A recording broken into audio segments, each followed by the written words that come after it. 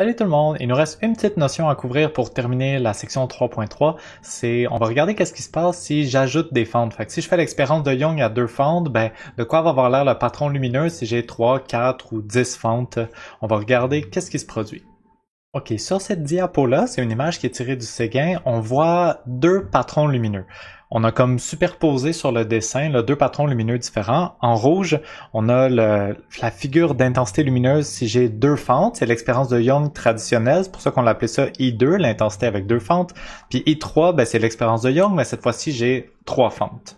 On va juste commencer par regarder le graphique en rouge. Fait que c'est notre graphique classique d'interférence, c'est la formule qu'on a démontrée au début de la section. Fait que ça, c'est le graphique de la fonction cosinus carré qui donne l'intensité lumineuse à chaque point. Ça, c'est pas la fonction sinus qui décrit l'onde sinusoïdale progressive de mon laser. Cette fonction-là, c'est la fonction intensité à deux fentes multipliée par cos carré de delta phi sur 2. Ça, c'est la formule qu'on a démontrée pour l'intensité lumineuse. Cette formule-là va jamais dans les négatifs. Ça va d'un maximum à un minimum qui est à 0. On est déjà capable de trouver la position des maximums et des minimums. Les maximums se produisent... OK, là, ici, ils ont exprimé la position sur le graphique en termes de la différence de phase en radians. Fait que si mes deux ondes arrivent synchronisées, ils ont une différence de phase de 0. Si l'onde qui vient du bas est comme un cycle en retard par rapport à l'autre, un cycle en radian, c'est 2π. Un demi-cycle, c'est π, puis c'est là que j'ai mon interférence destructive. Si je voulais exprimer ça comme on est habitué à la place en différence de marche en mètres, au centre, je dirais que la différence de marche est 0. Au premier maximum lumineux, je dirais que la différence de marche, c'est lambda. Puis au premier minimum d'interférence, la différence de marche, c'est lambda sur 2.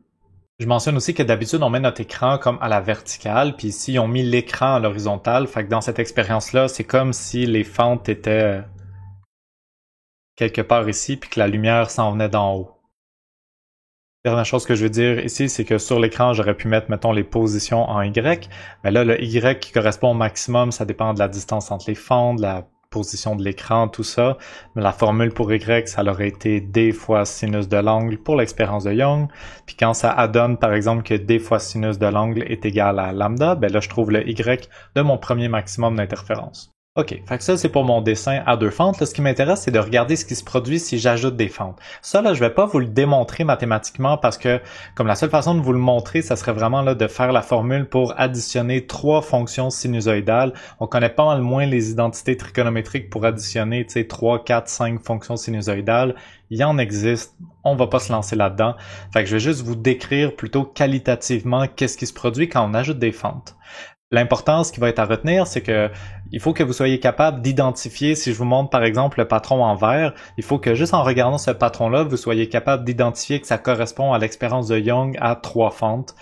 Puis on va être capable de trouver les positions des maximums d'interférence pour l'expérience de Young à n fentes, au nombre de fentes qu'on veut.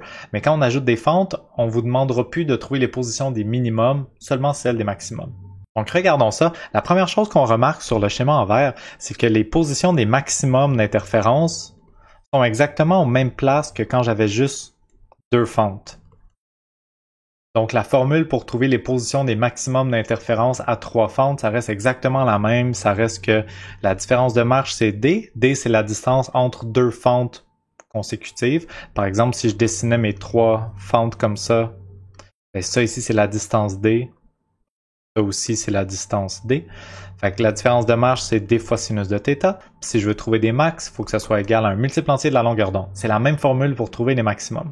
Ce que je vois, c'est que l'intensité des maximums lumineux est beaucoup plus grande que quand j'avais juste deux fentes. C'est normal. Si j'ai trois fentes, c'est sûr que je laisse passer plus de lumière. J'ai plus comme de trous dans mon masque qui laissent passer la lumière.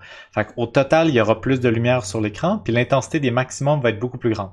Si j'ai trois fonctions sinus qui sont comme bien coordonnées ensemble, l'amplitude de la fonction sinus résultante va être comme 3 fois plus grande que si j'avais juste une fonction sinus. Par exemple, le champ électrique avec 3 fentes va être égal à 3 fois l'amplitude, le champ électrique avec une seule fente.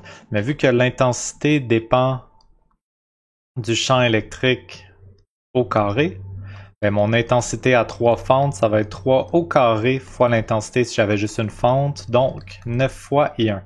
C'est ça qu'on représente ici. Les maximums lumineux ont une intensité 9 fois plus grande que si j'avais une seule fente.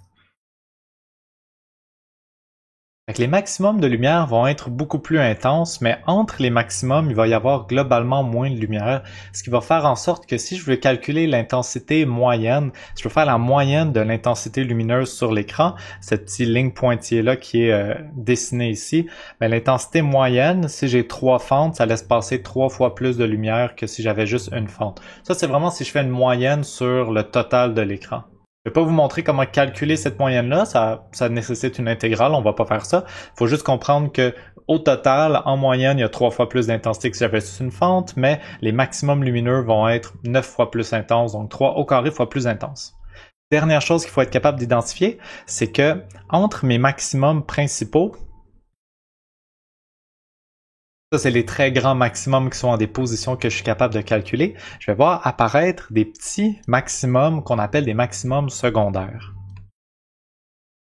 Donc ça, c'est comme un tout petit maximum d'interférence locale. Il y a vraiment une intensité beaucoup plus faible que les vrais maximums, les maximums principaux. Je ne vais pas vraiment vous expliquer là, pourquoi ces maximums-là se produisent, mais il faut être capable de remarquer leur existence. Puis quand j'ai 3 fentes, je vais avoir un maximum secondaire entre chaque maximum principaux. Fait que si je vois 2 gros pics qui correspondent à des maximums principaux, je vais remarquer la présence de un maximum secondaire. Entre 2 maximums principaux qui sont ici et ici, j'ai un maximum secondaire. Regardons qu'est-ce qui se passe si j'ai 4 fentes. Fait que voici le schéma avec 4 fentes. L'intensité des pics, ça correspond à 4 à la 2 fois l'intensité si j'avais juste une seule fente. L'intensité moyenne, c'est 4 fois l'intensité d'une seule fente. Puis cette fois, je remarque que j'ai 2 maximum secondaire entre chaque maximum principaux. Je ne m'intéresse jamais au nombre de maximums secondaires total sur mon dessin, ça dépend juste de où est-ce que j'ai décidé d'arrêter mon dessin, mais entre 2 maximums principaux, il y a ici 2 maximums secondaires. Le nombre de maximums secondaires ici, c'est vraiment ça qui va être capable de nous indiquer il y a combien de fentes sur mon masque.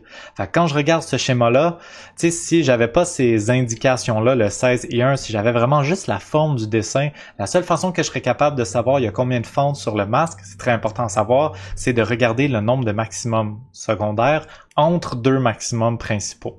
Fait que ici, je vois qu'il y a 2 maximum secondaire, et le nombre de maximum secondaire est toujours égal au nombre de fentes moins 2. Parce que quand j'avais juste 2 fentes, ben j'ai aucun maximum secondaire. À 3 fentes, il y en a un. À 4 fentes, il y en a 2. Puis la logique se poursuit. Je vais vous montrer finalement qu'est-ce qui se passe s'il y a 10 fentes.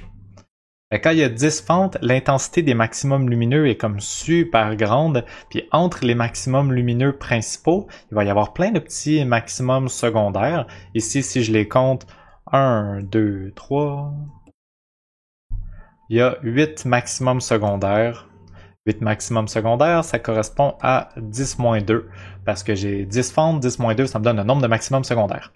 Ces maximums-là, ils sont super faibles. Fait que qu'est-ce que je verrais comme lumière sur un écran? C'est vraiment des maximums lumineux très brillants. Mais entre les maximums secondaires, ici, il y a vraiment pas beaucoup de lumière. Il y a des petits maximums très très très pâles. Si je veux regrouper toutes les informations qu'on a jusqu'à maintenant sur les réseaux à n fentes, voici les scénarios qu'on a regardés. Par exemple, si j'ai 2, 3, 4 fentes, l'intensité des maximums, ça va être 4 fois I1, 9 fois I1, 16 fois I1. En général, l'intensité des maximums, c'est le nombre de fentes, n au carré, fois l'intensité si j'avais juste une seule fente. L'intensité moyenne, qui se calculera en faisant une intégrale sur l'écran, c'est juste n fois le nombre de fentes. Puis finalement, peut-être l'information la plus importante ici, qui nous permet de reconnaître le patron lumineux, c'est que le nombre de maximums secondaires entre 2 maximums principaux est de n-2. Ok, brève interruption pour juste une toute petite leçon de latin, parce que vous voyez qu'il est écrit, des fois il est écrit maxima, mais des fois je dis maximum pour parler de maximum au pluriel. Fait que le mot maximum se dit exactement de la même façon en français puis en latin. Fait que quand je dis maximum, techniquement, vous savez pas si je suis en train de le dire en français ou en latin. Mais quand je veux le conjuguer au pluriel, c'est différent en français puis en latin. Fait que si je le conjugue au pluriel en français, ça donne maximum avec un S, puis quand je le conjugue en latin, ça donne maxima avec un A. Parce que les mots en se conjuguent au pluriel en A en latin. Voilà, fait que paniquez pas si vous voyez genre maximum au pluriel ou maxima, là, ça veut dire exactement la même affaire, puis moi je m'en fous duquel vous décidez d'utiliser, les deux sont corrects. Fait que ça conclut la matière pour notre section 3.3. Quand on a plusieurs fentes, il faut juste savoir qu'on est encore capable de trouver les positions des maximums de lumière. Maintenant, on les appelle les maximums principaux parce qu'il y a aussi des maximums secondaires entre nos maximums principaux. Le nombre de maximums secondaires nous permet de savoir il y a combien de fentes sur notre masque. Puis il faut être capable de dire que l'intensité des maximums principaux, c'est le nombre de fentes au carré fois l'intensité si j'avais une seule fente. Et que l'intensité moyenne sur l'écran, c'est n fois l'intensité si j'avais une seule fente. Voilà, ça conclut la section. Merci beaucoup.